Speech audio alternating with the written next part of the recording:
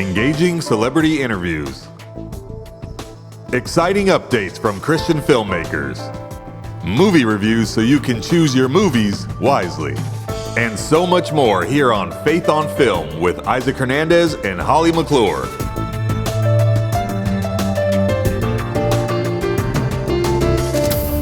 Hello, everybody, and welcome to this episode of Faith on Film. How you doing, Holly? Doing great. Thanks, Isaac. And I'm excited about our guest today.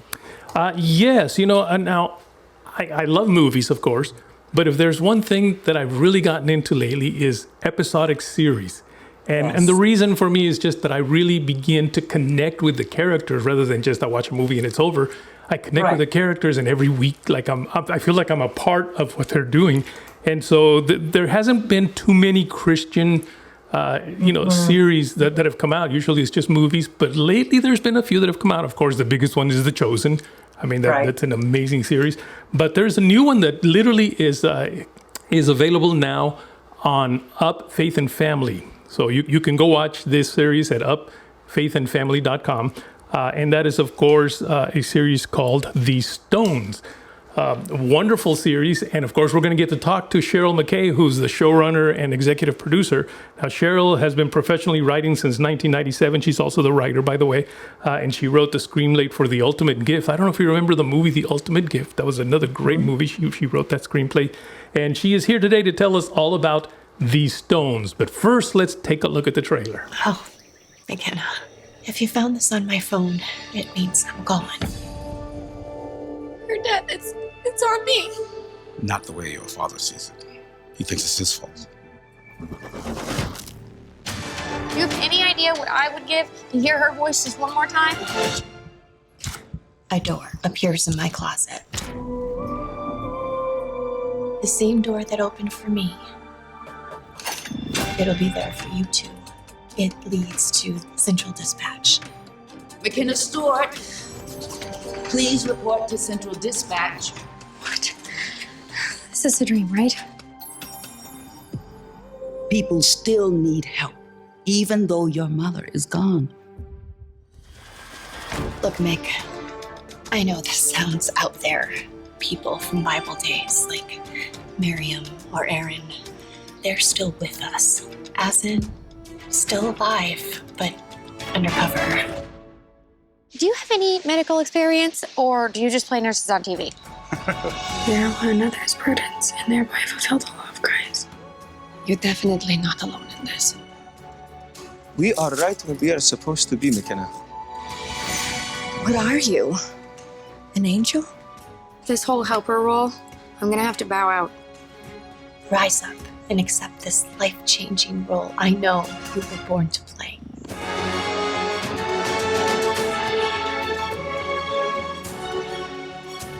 Your job is to get the courier assigned to this appointment on the inside. This young woman needs your help desperately. Who are you people, really? If you wanted to grab coffee or something, I want you to feel safe with me. I'm starting to see a little more of your mom in you.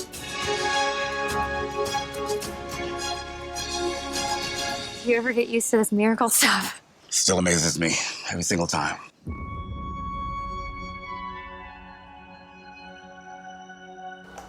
Cheryl, welcome to Faith on Film. Oh, thank you. It's so nice to be here. Welcome. We've all kept in touch over the years through social media and on different projects, but it's so good to have you on talking about your project. So this is great. Yes. So talking about your project, we, of course, just saw the trailer right now. But why don't we start off by you just giving us sort of that overview, that what they call that 10,000-foot view of what the series is all about. Yeah, well, what was really cool was my executive producer, Jeanette, came to me and said her pastor had written this play, and then he turned it into a book manuscript, and it was based on this crazy concept of a Bible verse where it's in Matthew 27 about what happens when these characters, or these people from the Bible, are raised from the dead right after Jesus died, and rose from the dead as well. And they walked around and talked to people. And then the pastor asked himself, well, what if they never left? What if they're still here helping people? And so when I had a chance to take that concept and turn it into a TV series, I got to think through who would I want to pair, like from the Bible and what they went through that would match what someone in modern day went through. And they have to work now undercover and masquerade around like they belong today.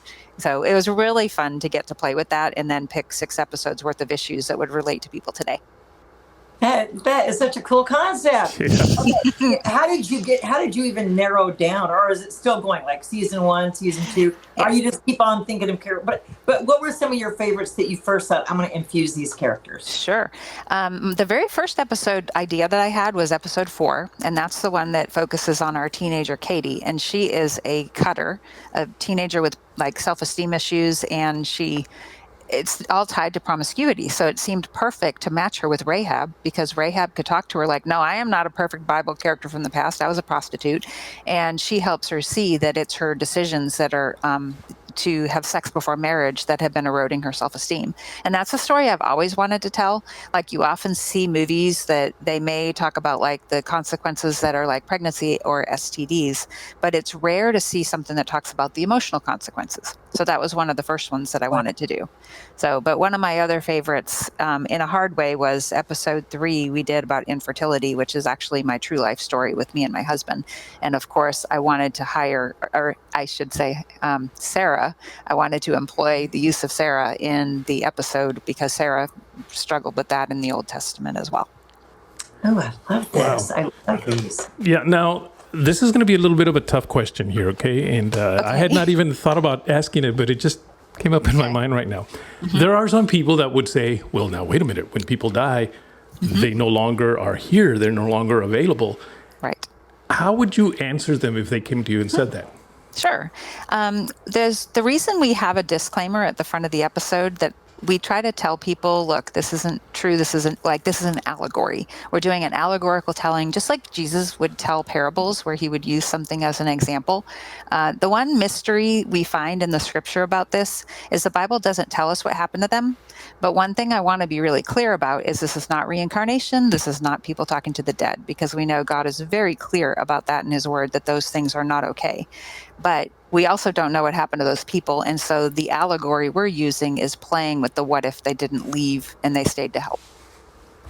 And much like what The Chosen has done, it's saying, hey, we're not trying to be the Bible first by verse by verse. We're just presenting stories that are about these characters. Yes. I mean, that's the same concept, really, what you're doing. Yeah. And what was really neat was we cast Cameron Arnett really early on, and he was the one who talked to me about that, about, are you going to do like The Chosen? Because I don't think The Chosen had that disclaimer in the beginning, and it caused a little bit of controversy. And he goes, what about if we head it off at the pass up front and put something? And so he was actually the instigator in a good way that got us thinking about that, like, just in case. We want people to know this is allegorical, and we want to be able to relate to Bible characters that what they went through still applies today, but we're not making that up. That's still true. Like, what they went through does apply to the things that we went through today. So that's not that part's not fictional. It's just the letting them work undercover today.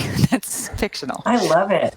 I love it. You know, this is it's going to premiere on Up, right? On yes. Up. It's going to be on their streaming service, Up Faith and Family, and we'll be starting September 5th, and it'll run for 6 weeks. We'll have a new episode that they release every Thursday. Cheryl, this is such a cool show, though. It's like, I wish we could get into mainstream or Netflix or something where people will go, wait, what? And I mean, it's a great concept. It's a great idea. Well, thank you. So it's like, we're excited. They have actually been great partners with us. They're doing a lot of marketing behind it, and they're excited that we have a accompanying book to go with it, a discussion guide. It's like a 200-page devotional that the director and I wrote, because we're hoping to get a lot of people rallying around the show and doing acts of kindness that are inspired by things that are in each episode. And so what we appreciate about them is how behind the show they've been getting, and the excitement that they've had, because we're letting them have it exclusive for those first 9 months. Oh, wow. So what is at the heart of this series? What do you hope the viewing audience walks away with after seeing the series? Well, one of the first things that I knew I wanted was the tagline to this show, and we put it on our poster, and it's called "You Are Never Alone." And the reason I wanted that as our tagline is that it's all over the show. that people show up to help. It's not just in the Bible characters, which is, of course, a huge thing, but God is sending those people. And then you have McKenna, which is Madeline Carroll's character, who's showing up to help people in all of her flawedness. And she's like, she doesn't feel equipped to help these people. But she, even being alongside them, are able to help them feel like they're not alone either. And I know when I was going through my infertility story and journey, there were a lot of times I felt alone because I wasn't talking about it. And we're hoping that this show will spark conversations about addiction. Like, we have two different types of addiction storylines. We've got opioid, we've got alcoholism with the father of the show, Rusty Joyner, you've interviewed, I know, where he is giving into alcoholism because of dealing with the grief of his wife. And so we're hoping that as people see all the different things, that they're going to find themselves somewhere in this and know that they're not alone, and that what the Bible people went through applies to today. And we hope every episode will make people want to read more about those characters.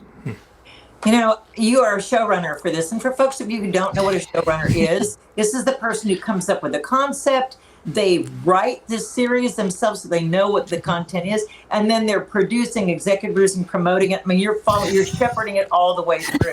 Not an easy job, by the way. I say, you know, I mean, girl, how long have you been working on this? That's tough to do and get. Well, we decided to choose this project about 3 years ago. We shot 2 years ago. The post-production process took a lot longer than I had hoped, and then it became the marketing and the distribution and the PR. I feel like I'm the PR person right now. And then my lovely executive producer Jeanette is the social media guru for us. And yes, as a small team and a lower budget production, we do hold a lot of hats. But you used the perfect word, which is steward. It's hard for me sometimes to call myself a producer. I like to call it shepherding, or stewarding a project from start to finish, and I've never had the chance to do that before. This was the first. So that part of it is great. But my heart of hearts is to be a writer. And so that part of this job was the most fun for me, which was getting to think through the show Bible. Like, I have 10 years worth of these shows we could make. There's about 60 different combinations I worked on for the show Bible. And this is just the beginning. I wrote it like a mini series so that we could sell it for sure one way or another, whether or not we could make another episode. But the idea is we hope it catches on, and we hope to make it for about 10 years, even if it's just 6 episodes at a time. Okay, I have to ask you this, because as the showrunner, as the writer, and the writer that you are, it's hard to name your favorite baby, but which show or scene out of the series so far did you kind of go, oh, that's my favorite? By either the performances, the actors, whatever, which is kind of one of your favorites, or, a pet? Well, one of the ones is a fight that Sarah has and McKenna have with Miriam. Miriam is played by Karen Abercrombie. She's also one of the Bible characters, but you don't know it until episode 6, because she's sort of the guy that's in the computer that is telling McKenna, oh, here's the person in crisis. We need to match you with this Bible character. Go and help. And she gets to show them a peek of what's going on screen, of here's a peek into their lives. They get to spy on them. But in that one scene, Sarah, she actually wants to quit because she finds out that she may not be there to give this lady the message that she thought she was here, which is, by this time next year, you'll have a baby. And so when they go in there, they crash what we call central dispatch. And she's like, I don't want to do this. Why are you sending me to help her? I can't help her. And then Miriam, as Karen, Karen Abercrombie is so fantastic. She reprimands her like, who are you to tell God what his message is for somebody? And go out there and do your job. And it's fun, it's got grit, and it's got a lot of truth in it. And my favorite line she has in that scene is about how maybe you're not here to help because of your happy ending. Maybe you're here to help because of your messy middle. Oh, I like that. So it's not just all Christianese, sweet and simple, huh? No, it's not, especially not that one. We don't give pat answers because we don't all get them. And I'm hoping people who don't will appreciate that. But and I think that's smart, because you know what I mean? Life isn't clean and simple and neat, and it's not just, here's your Bible scripture, hope that answers the question for you. I mean, sometimes you don't get answers, so I love that you're writing like that. Good for you. Thank you. Now, the show is called These Stones, not These Bible Characters. We've talked about these Bible characters, but we haven't talked about the stones. What is? You've named it These Stones. There must be a pretty big significance to the stones. Yes. Well, one of the symbolisms throughout, like when in the beginning, I'm not spoiling it. You saw it in the trailer. McKenna's mom is dead. and she had left behind videos to talk. But McKenna finds all these stones that her mom had left behind in a rock garden that have words on them like hope and faith and love and just nice messages to them. And courage is the one that she holds up in the scene. And what happens in the story is that by the time you get to the end of each episode, each person who is just helped by a Bible character some way gets a stone. Usually it's handed to them some way from the Bible character, or it's hidden somewhere for them to find. But McKenna gets a matching stone because in every episode she's also learning the same lesson, but in a different way. And so we have 6 words that we use in the first season, and we'll have a different one every time in the future. The Bible has great symbolism that goes with stones as well. Yeah. Okay, and plus the Jewish culture, for how they lay stones. In Schindler's List, you saw them play homage by laying a stone on the grave. I mean, exactly. A lot of cultures where that is tradition. Okay, you've used Cameron Arnett, yes. Karen Abercrombie, they're the who's who of Christendom. Are you going to run out when you're just doing 6 and you got to do more? Do they come back as different people or what? Yeah. Well, there's definitely room for them to come back. With Karen being the assignment giver in the computer, I loved that by our 6th episode, we were able to let her out and do a case. It's actually, I know, Isaac, you've seen the whole series. You know how special that is when she gets to come out and do a case. So I would love if she always came back to give her a case of her own every season. And then I could switch up who's in the box. Like, I would love to bring Sarah back, Michael Lynn Hansen, to play someone who gives out an assignment. And Cameron Arnett is the one who pinch hits in that role in the finale because Karen's busy in the field. But we have so much flexibility because we set it up in that first season. You sure do. And a lot of room to keep it going and going. I love this project. I love the trailer. I love what I saw. And I told Isaac, I can't wait to watch the series because it looks so interesting and well done. Very shot. Well done. Sound is done. It's like, and I know we're like overemphasizing it, but so much stuff that you see is not well done. And it's like echoing the sound and the lighting is off. And you're like, what were they thinking? But beautifully done, I'm telling you. And everyone may recognize the star from I Can Only Imagine.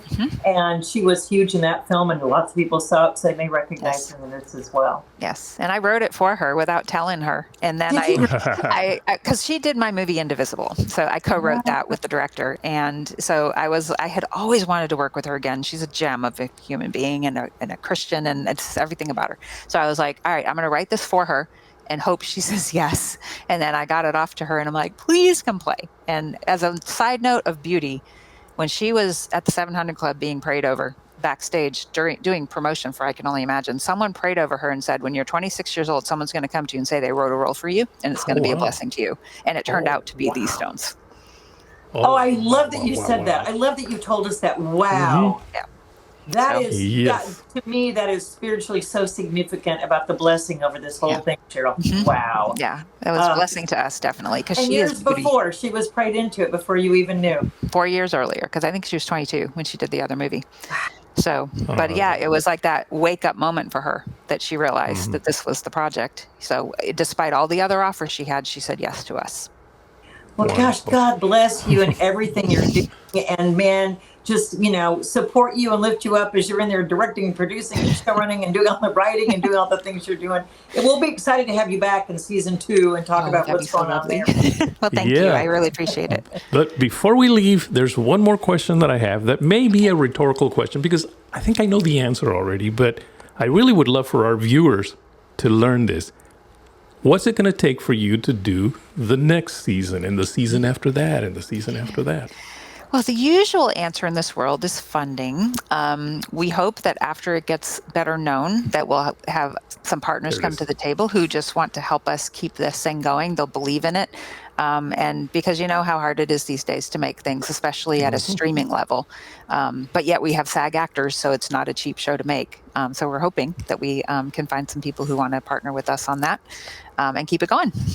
And that's part of what I was hoping to hear is that it's going to take for people to watch this series and make it for them to just show the networks, in this case, I guess, Up TV. Look, there's people out there that want to see this kind of programming. And then maybe they'll get involved in some of the funding, right? How can they get in touch with you, Cheryl? How can they contact you? They can find me on Facebook. I have a writer page. We also have a These Stone the series that they can follow for all of our social media updates. Our official company is Stone Impact Media, and we keep all of our social links on that as well. So we would love to hear from people. I especially would love to hear if anyone tries any of the things in our book and goes out and spreads kindness in their communities, like painting words on rocks and handing them out. I would love to hear from people who try those things. Great idea.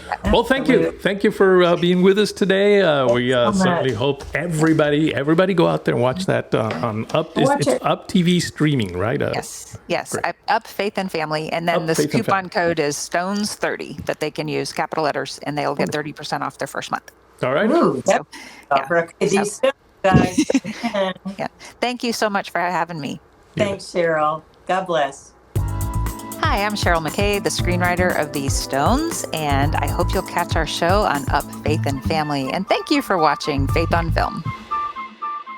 You know, Isaac, I agree with you that this is such a quality series, and it's got great, exciting characters and something very different. This is unusual. And first of all, I mentioned it in the interview, but I mean, again, you guys, to be a showrunner, that means you thought of the idea, you wrote it, it's your concept, you took it, you pitched it, and they picked it up. It's a pretty big deal. Not a lot of people get to do what they come up and write with. So I'm so impressed with Cheryl and what she's done. Funny thing is, a year ago, she was at Content, which is an event that takes place at Capernaum, for those of you who don't know. And a lot of writers, directors, people, storytellers come to this conference, and they have several days of things, and they pitch their shows or their ideas. And Isaac and I happened to be on one of those where they could pitch it for our show, Faith on Film. And I remember her, and she said, you know, this is concept. I said, it looks great. She had, you know, an amazing presentation. I said, when you get it done, we will put you on our show and feature it. And lo and behold, a year later, she did it. She went out and did it. She got it done. It is amazing. And we are proud that we had a chance to interview her and display it. And I hope people go watch it. Like you said, Isaac, it's on Up the Family? Up Faith and Family. Which is the on-demand portion of Up TV. Okay, there you go. Okay, folks, you've got to go see it. Now, another movie that's been out and made a lot of hoopla over Labor Day weekend was the movie REAGAN, which we know Mark Joseph's a friend of ours. He has been for over 3 decades, really, talking about this movie. He has wanted to do it for, 20 years, 15, 20 years. And this is a love project because he finally got it done. It was filmed actually several years ago, but with getting it out and producing it. And he had a tough time at the box office because you're up against, you know, the Marvel and the big films and the love stories and all that. But it came in fourth and almost third. And what the critics, bashed it, 18% critics didn't like it. But that just goes to show you, critics don't know what they're talking about, except for me. Critics don't know what they're talking about because the patriots love this movie. Christians love this movie. People like you and I who remember Reagan in that era love being reminded of the patriotism. And we went through hard times. Everything wasn't easy. And it's such a great movie for younger people, isn't it? You loved it too, right? I sure did. Yeah. I loved the concept of having the story, having all the events that Reagan was a part of, iconic events that we all remember, but having them been told by a Russian spy that was assigned to spy on him, basically. Right, and John Ford played that character. And then also, Dennis Quaid, we can't say enough about his performance. Oh, my goodness. He spoke about when he came on the Reagan Ranch that he felt Reagan there, and he really embodied his, not only just a caricature portrayal, but really felt like he wanted to take on. And where they related is that Dennis was raised by a Christian mother who, he said he wasn't always necessarily Christian around her, but it was love because she always reminded him of, Jesus is there. Yeah. And then, of course, Reagan's mother, Nellie, she was very much about, reminding him who he was and who he was in God. And he had that faith instilled in him. So I think Dennis really related with the faith element of that. And it shows. It shows in this movie. Great performances. It's beautifully told. A lot of poignant scenes, especially the scene in the hospital after the assassination with Tip O'Neill coming in and, the Democrat, the Republic thing. But, have they shared a prayer together? Yeah. So I think it's going to surprise a lot of people. It'll remind a lot of people, I think, of what we went through. There was, there was riots on campuses that Reagan had to deal with. There was the Russia problem that Reagan had to deal with. It's a lot of similarities to today. Yeah, there is, isn't there? A lot. Yeah. And I love that. I think the movie, I really believe that just the longevity in theaters, more and more people are going to want to go see it when it calms down from this weekend. But I also think it's going to do great on streaming.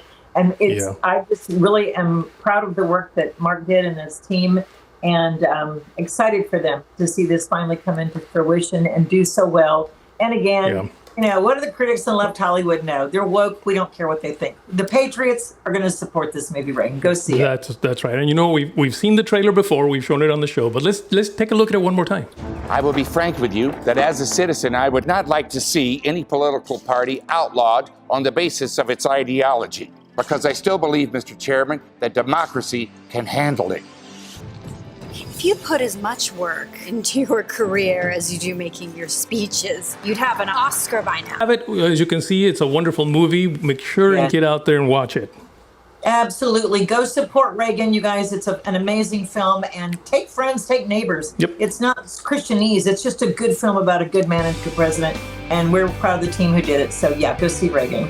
That's right. Well, Holly, that takes us to the end of today's show. Great show, as always. Thanks. God bless, everyone. Bye-bye now. Write to us at faithonfilmtv@gmail.com. That's faithonfilmtv@gmail.com. Follow us on Facebook, Instagram, and Twitter at Faith on Film TV. Also, go to our YouTube channel, Faith on Film TV, and hit the subscribe button and the bell for notifications on our latest Faith on Film shows.